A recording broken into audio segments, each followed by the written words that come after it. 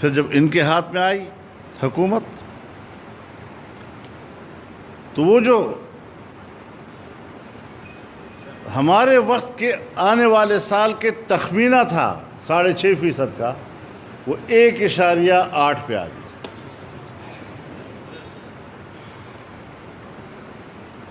اور اب جب اس سال پھر بجٹ دیا گیا تو آپ کے اگلے سال کا شرح نمو 0 سے نیچے چلا گیا،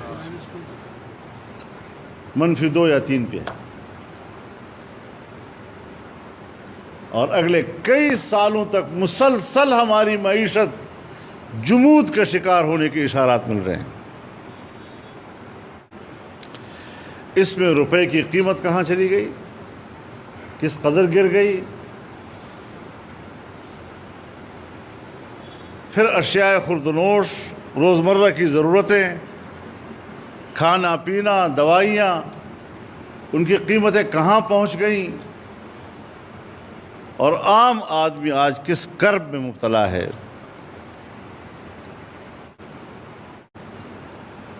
تو آپ بتائیں کہ جب ہم نے بیرونی اداروں کے کہنے پر قانون سازی کی، اور یہ لفظ میں کہنے کا ایسا نہیں کہہ رہا، جب قانونی بل سامنے آتا ہے اسمبلی میں تو اس پر باقاعدہ لکھا جاتا ہے، ایک چھوٹا سا نوٹ دیا جاتا ہے کہ اس بل کا موضوع کیا ہے، اس بل کے لانے کی وجہ کیا ہے۔ تو لانے کی وجہ لکھی گئی ہے کہ FATF کہتا ہے کہ قانون سازی کرو۔ آپ بتائیں ہمارے پارلیمنٹ کی خود مختاری، اس کی ساورنٹی، اس کی بالادستی کہاں چلی گئی جب ہم قانون سازی میں یہ نوٹ لکھتے ہیں کہ ہم فلاں کے کہنے پر یہ قانون سازی کر رہے ہیں۔ ہماری خود مختاری ہم سے چھن چکی ہے، اور آمرانہ قوتوں کے قوم پر تسلط کے راستے اس میں کھولے گئے ہیں۔ تو یہی وہ چیزیں ہیں کہ جس کو ہم بنیاد بنا کر سمجھتے ہیں کہ جب تک ایسے حکمرانوں سے جو ناجائز بھی ہوں، نااہل بھی ہوں، نالائق بھی ہوں، جب تک ان سے ملک کو آزادی نہیں دلائی جاتی تب تک ہمیں آرام سے نہیں بیٹھنا چاہیے۔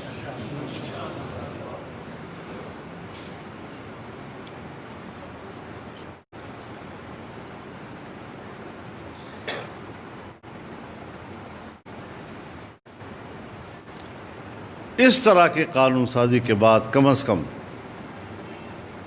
میری نظر میں یہ ملک آزاد جمہوری ملک نہیں کہلایا جا سکتا۔ تو پھر آپ بتائیں کہ ہماری اور آپ کی قومی ذمہ داریاں کیا بنتی ہیں؟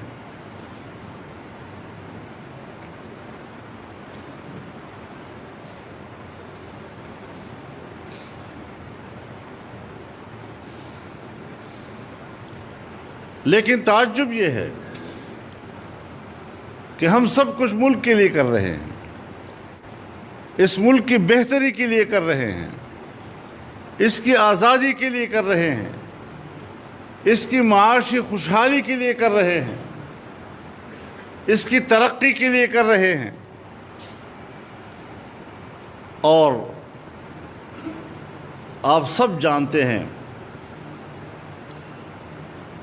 کہ جن لوگوں نے مسلح جنگ کا رخ کیا اس کے مقابلے میں ہم آ کر کھڑے ہو گئے کہ نہیں، ہم نے اس آئین کا حلف اٹھایا ہے، ہم آئین کے ساتھ ہیں، ہم پرامن جدوجہد پہ یقین رکھتے ہیں۔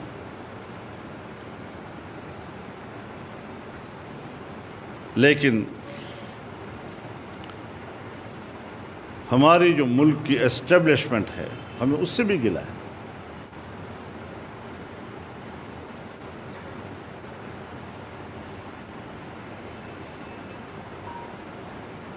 یہ لوگ کسی کو قابو کرنے کے لیے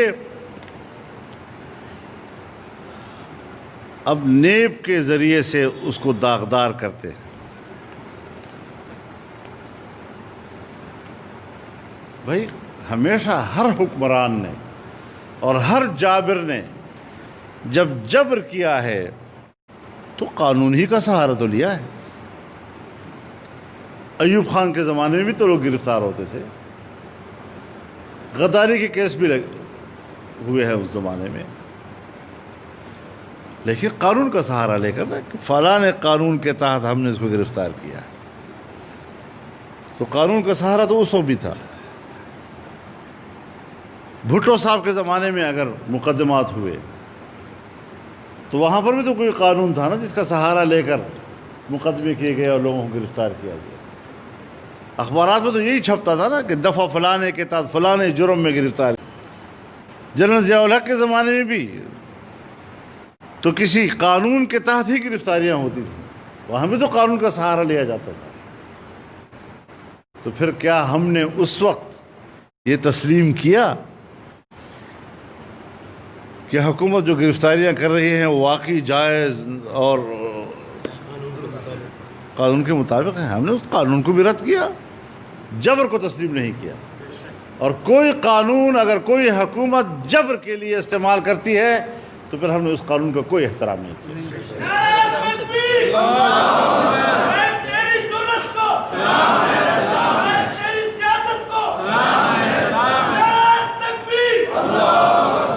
آج جو بات سنو، نعروں میں وقت ضائع مت کرو، بات سمجھنے کی کوشش کرو۔ اب آج کل نیب ان کا ہتھیار ہے۔ میں نے کہا جس طرح پہلے جابروں کے قانون کی ایسی تیسی، تمہارے نیب کی بھی ایسی تیسی۔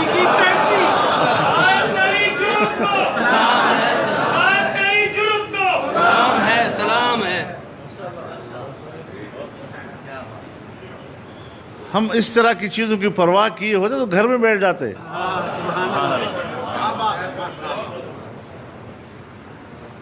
تو ہمیں آزمایا نہ کیا کرو، ہم گلے پڑ جائیں گے۔ اور ہم آج کل گلے پڑنے کے لیے تیار بیٹھے ہوئے ہیں۔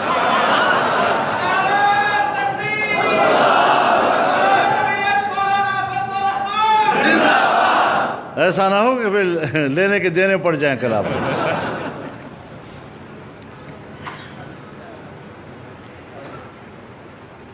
تم نے شاید ہمیں سمجھا نہیں، یا شاید تم نے ہماری تاریخ نہیں پڑھی، یا شاید تمہیں معلوم نہیں ہے کہ ہم اس جیسے جابر قوتوں کے خلاف لڑنے کا طریقہ بھی جانتے ہیں اور قربانیوں کی قیمت بھی جانتے ہیں۔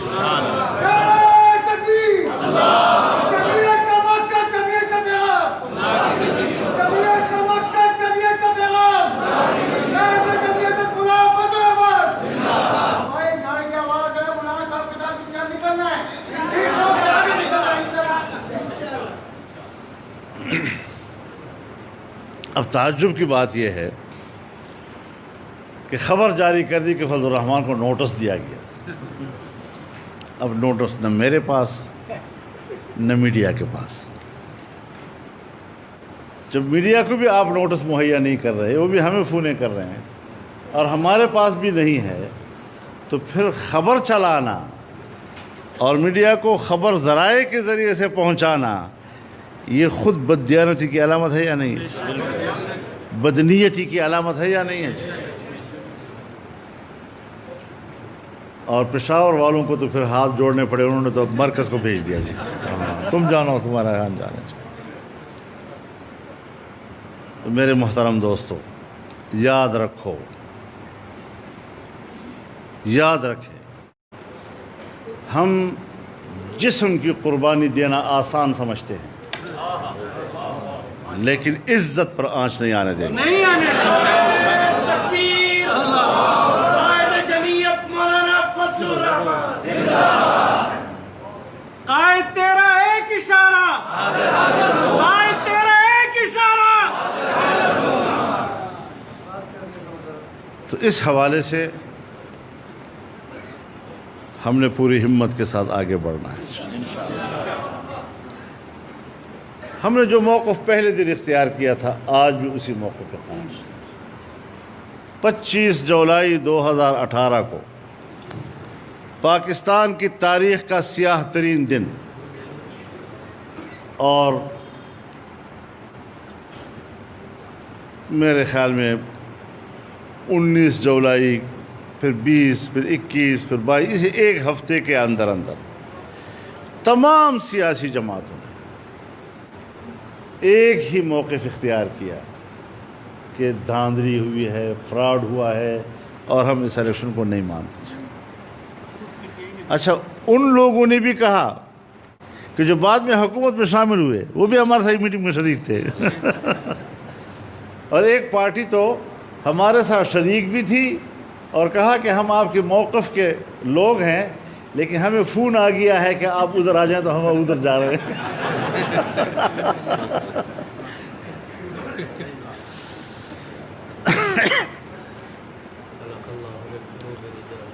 तो इस एतबार से हमने ये भी कहा कि देखो, एक मौक़िफ़ हमने ले लिया है, अब मौक़िफ़ ख़ुद तो नहीं लड़ता, आपने अवाम की तायीद लेनी है।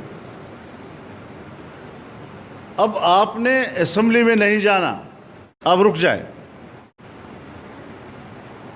जब असम्बली बैठेगी और आप लोग नहीं होंगे तो अवाम आपकी तरफ मुतवज्जह, नए इलेक्शन है, नए नुमाइंदे हैं, तो पब्लिक का जहन आपकी तरफ नहीं हो। चुनांचे पिछले साल आज़ादी मार्च का जब हमने ऐलान कर दिया था तो मियां नवाज शरीफ साहब ने शहबाज शरीफ साहब को ख़त लिखा और उस ख़त में ये लिखा कि फजलुर रहमान की जो राय थी कि हमें हल्फ नहीं उठाना चाहिए, उनकी वो राय सही थी और हमने उनकी राय की पैरवी नहीं की। अब हमने उनके साथ चलना है। और अभी चंद दिन पहले उनका ख़त मेरे पास आया कि अगर उस वक्त हम आपकी बात मान लेते तो हम उनको उसी वक्त जाम कर सकते थे।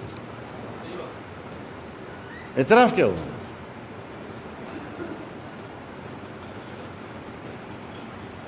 हमने पूरे मुल्क में कोई 14 मिलियन मार्च किए। अब ये क्यों किए हमने? यहाँ की जो मुक़्तदिर क़ुव्वतें हैं, ये इलेक्शन के नताइज से दुनिया को एक पैगाम देना चाहते थे कि पाकिस्तान में मजहबी क़ुव्वत बड़ी कमज़ोर है, आप कोई ज़्यादा फ़िक्रमंद ना हों। जब धांधली के ज़रिए उन्होंने ये पैगाम देने की कोशिश की तो फिर हमने मिलियन मार्च करके दुनिया को पैगाम दिया कि ये हैं हम, वो हम नहीं हैं।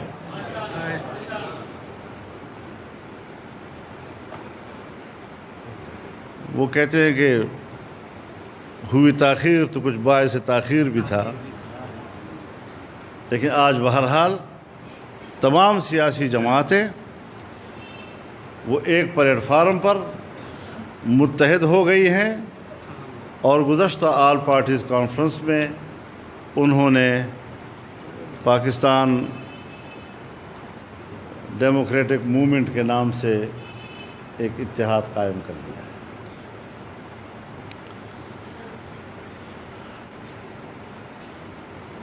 कुछ थोड़ा सा बेतरतीबी ज़रूर हुई है।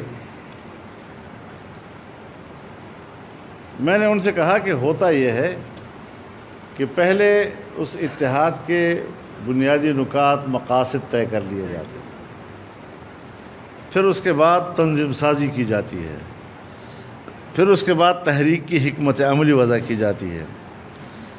तो आपने पहले जलसे शुरू कर दिए, तंजीम साजी बाद में और मकासद फिर उसके भी बाद में होंगे।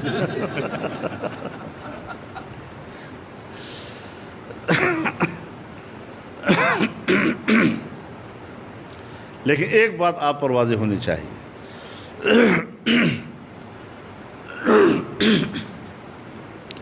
कि पीडीएम की क़ियादत इस वक्त आपके हाथ में। जलसों का शेड्यूल जारी हो चुका है। پہلا جلسہ 16 اکتوبر کو گوجرانوالہ میں ہے، اور اس کے لیے آپ نے وہی محنت کرنی ہے جو آپ اپنے ملین مارچوں کے لیے کیا کرتے ہیں۔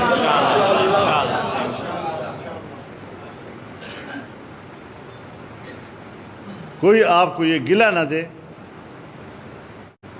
کہ اپنے جلسے کے لیے تو بڑی محنت کی لیکن مشترکہ جلسوں کے لیے آپ نے وہ محنت نہیں کی۔ پورے حوصلے کے ساتھ اور پورے جذبے کے ساتھ انشاءاللہ ہم نے اپنے تمام جلسے کامیاب بنانے ہیں۔ اس کے بعد پھر ملتان میں جلسہ ہوگا اور اس کو بھی انشاءاللہ اسی جذبے کے ساتھ ہم نے کامیاب بنانا ہے۔ شیڈول تو آ گیا آپ لوگوں کے پاس میرے خیال میں۔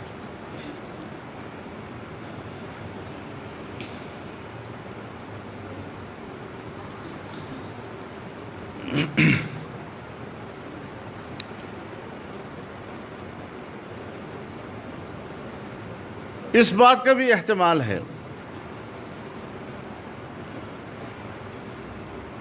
کہ کچھ پس پردہ قوتیں پاکستان میں مذہبی منافرت کو پھیلائیں۔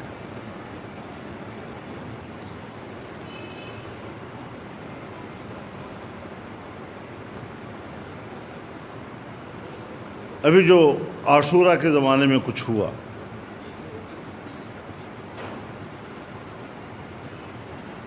یہ کوئی حادثاتی طور پر نہیں ہوا،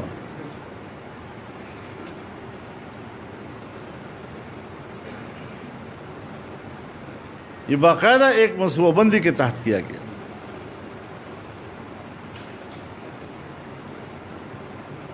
جس نے اسلام آباد میں خرافات بکے تھے،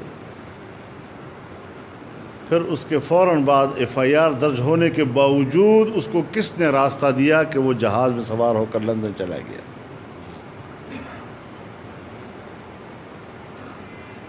اور میری معلومات یہ ہے کہ جن لوگوں نے اس کو یہ سہولت مہیا کی، وہ سہولت کار بھی اب ملک سے باہر چلے گئے ہیں، وہ بھی لندن چلے گئے ہیں۔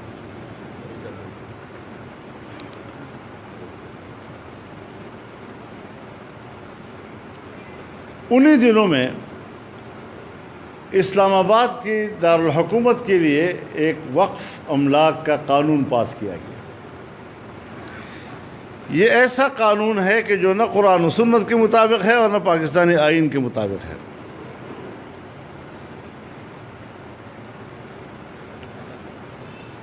لیکن مساجد اور مدارس پر حکومتی کنٹرول، اس کا راستہ کھول دیا گیا۔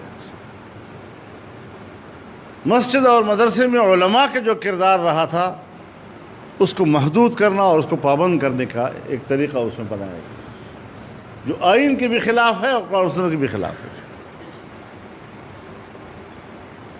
یہ سارا کچھ ہوا ہے، لیکن اس کے لیے دن کون سے ڈھونڈے گئے؟ عاشورے کے دن، تاکہ مذہبی لوگ آپس میں ایک دوسرے سے لڑیں اور ان کی توجہ ایک دوسرے کے مطابق ہو۔ اسی دنوں میں انہوں نے ایک قانون بھی پاس کر دیا، آپ کو پتہ ہی نہیں چلا۔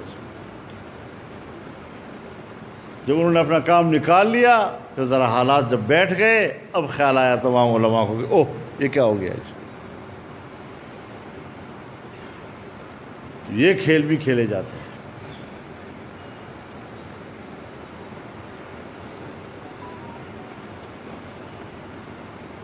لیکن انشاءاللہ یہ قانون ان کو واپس لینا پڑے گا۔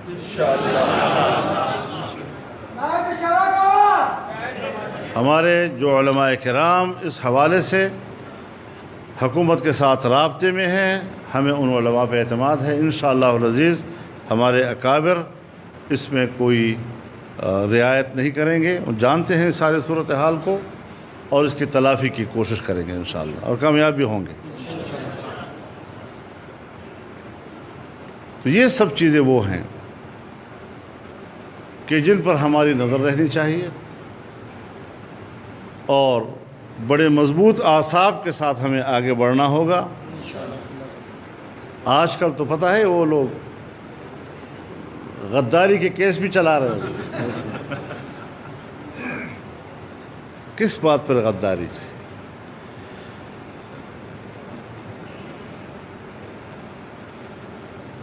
ابھی تو آئین کا آرٹیکل 6 شرمندہ ہے.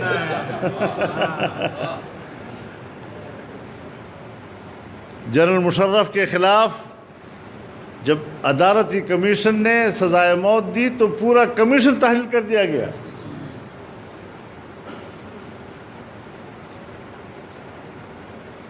لیکن اگر فوج کے ادارے پہ تنقید کر دی گئی تو غداری. اگر تو ہم نے فوج کی دفاعی صلاحیت پہ تنقید کی، ان کی پیشہ ورانہ صلاحیت پہ تنقید کی، ان کی دفاعی صلاحیتوں کی قدردانی نہ کی ہو، پھر تو ہمیں کہا جائے کہ جی آپ دیکھو ہماری فوج ہے، سرحدات پہ کھڑی ہے، بڑے بڑے اونچے اونچے پہاڑوں پہ مورچوں میں بیٹھی ہے، ملک کے سرحدات کی حفاظت کر رہی ہے. اگر تو ہم اس کی قدردانی نہ کریں تو آپ پھر بات کریں کہ آپ نے ہماری دفاعی صلاحیت اور ذمہ داریوں کی قدردانی نہیں کی. لیکن ہم تو یہ کہتے ہیں کہ آئین نے جو دائرۂ کار ہر ادارے کا متعین کیا ہے اس ادارے کے اندر رہیں اور اپنے فرائض سر انجام دیں. آپ ہمارے سر آنکھوں پہ چلیں، آپ ہماری آنکھوں کے پلکیں آنکھوں پہ بوجھ نہیں ہوتی، وہ آنکھوں کی محافظ ہوتی، آنکھوں کے سرحدات کی حفاظت کرتی ہے.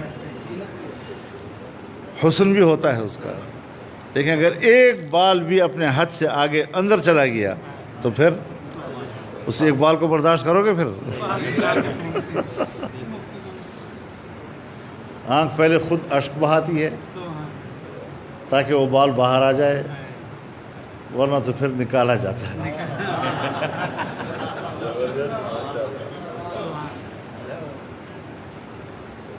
دو پڑوسی ہیں، زمیندار ہیں، ایک اپنی زمین میں ہل چلا رہا ہے، دوسرا اپنی زمین میں ہل چلا رہا ہے، خوشی خوشی محبت وقت گزر رہا ہے. لیکن اگر ایک نے اپنی زمین سے آگے جا کر دوسرے کی زمین میں ہل چلانا شروع کر دیا، وہ ہزار کہے کہ بھئی میں آپ کی تعاون کر رہا ہوں، میں آپ کی زمین پہ آپ کی مدد کر رہا ہوں، مجال ہے کہ دوسرا اس کو چھوڑے. ہم تو اس سوچ کے لوگ ہیں، اصلاح احوال کے سوچ ہیں، اس تنقید کو بھی برداشت نہیں کر رہا. اور سیدھا غداری. ہم نے اے پی سی کیا تو کہا انڈیا کو بڑی خوشی ہوئی. تمہاری دھاندلی سے انڈیا کو خوشی نہیں ہوئی، تمہاری جعلی حکومت سے انڈیا خوش نہیں ہے. ہماری اے پی سی اور غداری میں آپ کو پتہ ہے کس کے اوپر کیس کیا گیا غداری کا؟ آزاد کشمیر کے وزیر اعظم پر اور 3 سابق لیفٹیننٹ جنرلز پر.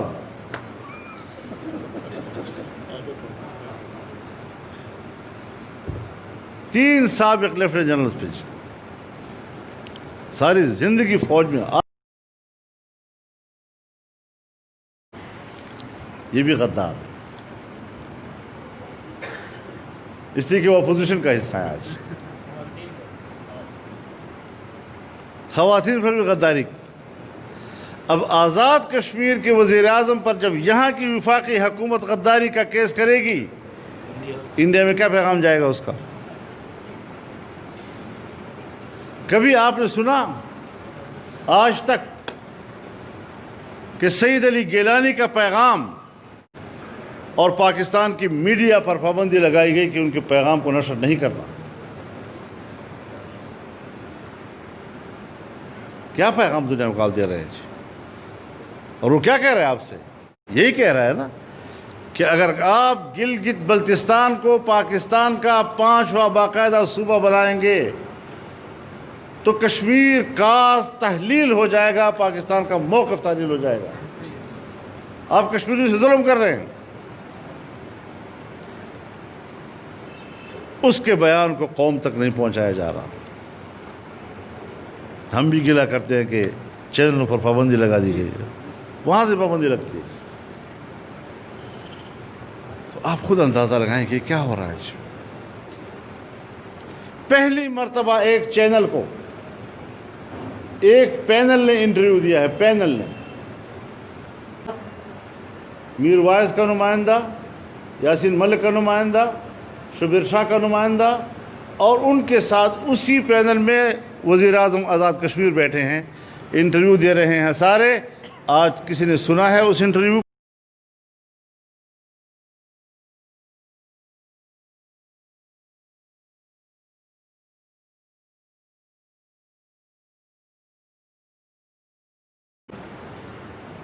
کیوں بلاک کیا گیا اس کو؟ کیوں ان کی آواز کو دبایا جا رہا ہے؟ آپ خطے میں وہ تبدیلیاں لا رہے ہیں کہ جس کا اشارہ امریکہ دے چکا ہے کہ اب جغرافیائی تبدیلیاں میرے خواہشات کے مطابق آئیں گے اور میرے مفادات کے تابع ہوں گی۔ اس اعتبار سے خدا کے لیے پاکستان کو کھلونا نہ بنایا جائے۔ فاٹا کے ساتھ جو ہوا ان پہ گزر رہی ہے۔ پہلے کہا ہم امن لانا چاہتے ہیں، آپریشن کر رہے ہیں، ضرب عزم، راہ نجات، پتہ نہیں کیا کیا نام دے، رد الفساد، سارا کچھ کیا انہوں نے۔ آج پھر وہی صورتحال، آج پھر مسلح تنظیمیں باقاعدہ وہاں منظم ہو رہی ہیں، شہری علاقوں میں آتی ہیں، لوگوں کو نشانہ بنا رہے ہیں۔ تو ہماری ماؤں کو، بہنوں کو، بیٹیوں کو اس طرح سربراہانہ کیوں کیا گیا؟ کیوں در بدر ان کو ہجرت پر مجبور کیا گیا؟ اب نہ وہ سہولتیں ان کے پاس ہیں، نہ انتظامیہ ہے وہاں پر، نہ یہ قانون اور نہ وہ قانون، کچھ بھی نہیں رہا وہاں پر۔ ابھی ہمارا ایک جلسہ تھا جمعیت کا، شاید آج ہو رہا ہو یا ایک آدھ دن پہلے، یہ شمالی وزیرستان میں، تو ہماری طرف سے جو حضرات بلائے گئے تھے ان پر پابندی لگا دی۔ تو میں نے کہا کہ جب ہماری طرف سے آپ پابندی لگا رہے کہ ادھر نہ آئیں تو پھر انضمام کا کیا معنی؟ اس طرح تو انضمام سے پہلے بھی ہوتا تھا، اب انضمام کے بعد تو اس صوبے کا حصہ ہے۔ میں اس صوبے میں جلسہ کر رہا ہوں، کس قانون کے تحت مجھے روک رہے ہیں؟ اور جلسہ نہیں روک رہے، ادھر سے بندہ نہ جائے۔ رویہ وہی، کام وہی، اور کہتے ہیں ہم نے صوبے کا حصہ بنا دیا۔ میں کہتا ہوں کہ تم نے فاٹا کے ساتھ وہی کچھ کیا جو مقبوضہ کشمیر کے ساتھ انڈیا نے کیا۔ تم نے پاکستان کے آئین کے آرٹیکل 247 کو ختم کر کے فاٹا کی خصوصی حیثیت کا خاتمہ کیا، اور ہندوستان نے ہندوستان کے آئین کے آرٹیکل 370 کے تحت کو ختم کر کے مقبوضہ کشمیر کی اسپیشل سٹیٹس کو ختم کر دیا۔ ہم نے کہا یہاں لوگوں سے پوچھ لو، ورنہ پھر انڈیا جو ہے نہیں پوچھے گا۔ وہی ہوا، آپ نے بھی نہیں پوچھا، انہوں نے بھی نہیں پوچھا۔ کیوں یہ مشکلات پیدا کی جا رہی ہے عوام کو اعتماد میں لیے بغیر؟ اصل کا ٹائم تو نہیں ہو گیا؟ ہاں 4:30 ہوتا ہے نا، ابھی ہیں 2-3 منٹ۔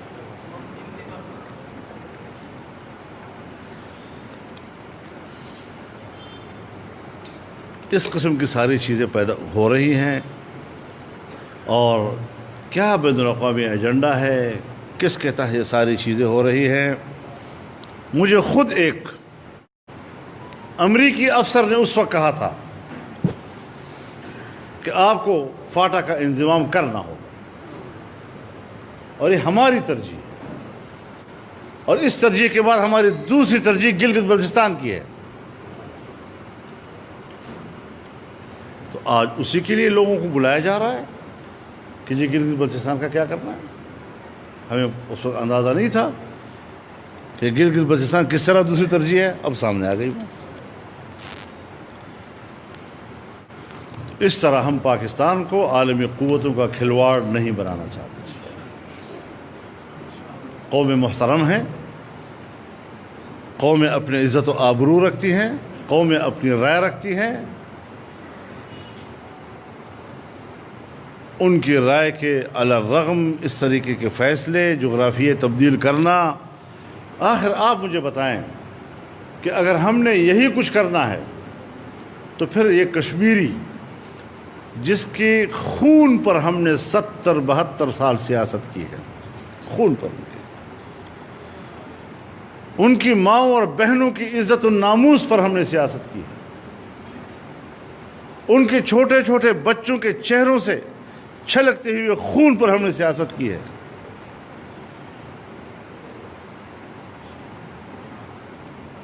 ان کے بلکتے ہوئے زخموں پر ہم نے سیاست کی ہے. یہ جو کچھ ہم کر رہے ہیں، پاکستان بطور ریاست کے اس قابل رہ جائے گا کہ کوئی اس پہ اعتماد کرے گا؟